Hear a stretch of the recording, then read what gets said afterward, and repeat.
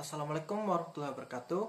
Perkenalkan, nama saya Fernando Adi Pratama, Prodi Ilmu Pemerintahan, NIM E1031201022.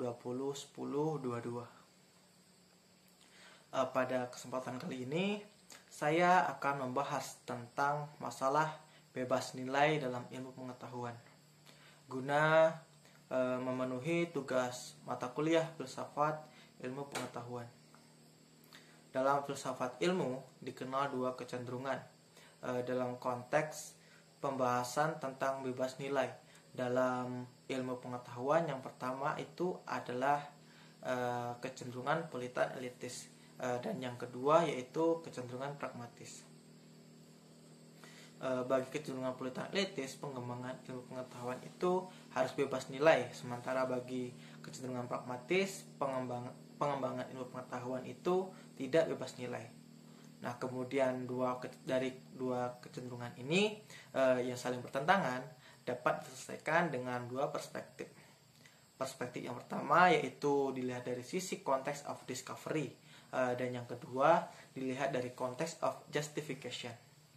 Kemudian yang dimaksud dalam ilmu pengetahuan bebas nilai adalah sebuah tuntutan terhadap ilmu pengetahuan agar dalam pengembangan dirinya ilmu pengetahuan itu tidak bergantung kepada nilai-nilai yang ada di luar pengetahuan itu sendiri.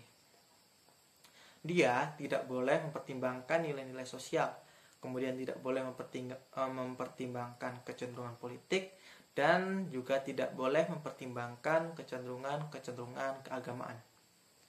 Dalam pengembangan ilmu pengetahuan, dalam konteks kecenderungan politan elitis, ilmu pengetahuan itu dikembangkan untuk ilmu pengetahuan itu sendiri, tidak untuk yang lain, seperti untuk kepentingan politik, sosial, agama, dan lain-lain. Jadi harus untuk dirinya sendiri. Kemudian sebaliknya, dalam konteks kecenderungan pragmatis, ilmu pengetahuan itu tidak semata-mata dikembangkan untuk pengetahuan itu sendiri. Ilmu pengetahuan dikembangkan atau diperoleh untuk tujuan tertentu, yakni kepentingan kemanusiaan. Menurut kecenderungan politan elitis, ilmu pengetahuan itu harus bebas nilai, tidak boleh dikendalikan oleh kepentingan tertentu. Dan sebaliknya, menurut kecenderungan pragmatis, ilmu pengetahuan itu dikembangkan untuk menciptakan manfaat bagi kemanusiaan, karena ilmu pengetahuan tidak bebas nilai, dan jika tidak bermanfaat bagi kemanusiaan, maka kebenaran empiris dan rasionalis dari yang dimiliki ilmu pengetahuan menurut kecenderungan pragmatis itu tidak ada gunanya. Kemudian bagaimana sih untuk menyelesaikan dua kecenderungan yang bertolak belakang tersebut? Seperti yang sudah disebutkan tadi di awal, yakni ada dua perspektif. Yang pertama yaitu disebut dengan perspektif context of discovery, dan yang kedua disebut dengan context of justification. Context of discovery merupakan titik tolak dari sebuah ilmu pengetahuan atau titik tolak dari sebuah kegiatan ilmiah. Setiap kegiatan ilmiah, setiap pengembangan ilmu pengetahuan itu tidak lahir dari ruang hampa. Setiap ilmu pengetahuan itu selalu hadir atau lahir di ruang yang ada konteksnya, seperti lahir dari nilai-nilai tertentu.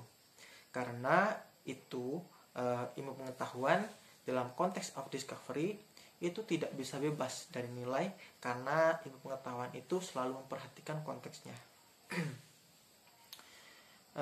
Dan memang ilmu pengetahuan itu tidak bisa mutlak bebas nilai, karena ilmu pengetahuan itu pasti mengandung nilai-nilai.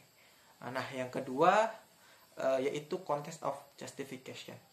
Jika dalam konteks of discovery ilmu pengetahuan itu tidak bisa bebas, kemudian tidak bisa lepas dari nilai-nilai yang mengitarinya, maka dalam konteks of justification ilmu pengetahuan itu tidak bisa atau tidak harus memperhatikan atau harus mengabaikan nilai-nilai yang di luar dirinya. Dalam konteks of justification itu merupakan momen di mana ilmu pengetahuan itu harus membuktikan teori atau harus membuktikan hipotesanya, sehingga ilmu pengetahuan itu tidak lagi mempertimbangkan atau tidak boleh lagi mempertimbangkan nilai-nilai yang ada di luar dirinya. Kemudian seperti mempertimbangkan kepentingan politik, kecenderungan ekonomi, dan kecenderungan nilai-nilai religius tertentu. Karena ketika pengetahuan menguji hipotesa, kemudian memperhatikan nilai-nilai atau kepentingan-kepentingan, maka pembuktian hipotesanya tidak lagi netral, akan tetapi tertekan oleh kepentingan-kepentingan tertentu. Jadi dari apa yang dijelaskan, kita dapat menerima atau menolak pengetahuan yang telah dibuktikan kebenarannya dari sisi kegunaan. Apakah kebenaran yang dihasilkan oleh ilmu pengetahuan yang bertentangan dinilai dari tadi itu memiliki manfaat, dan jika tidak, temuannya yang benar itu dan jika temuannya yang benar itu bermanfaat bagi kemanusiaan, maka kita bisa menerimanya meskipun dia bertentangan dengan nilai-nilai yang kita yakini.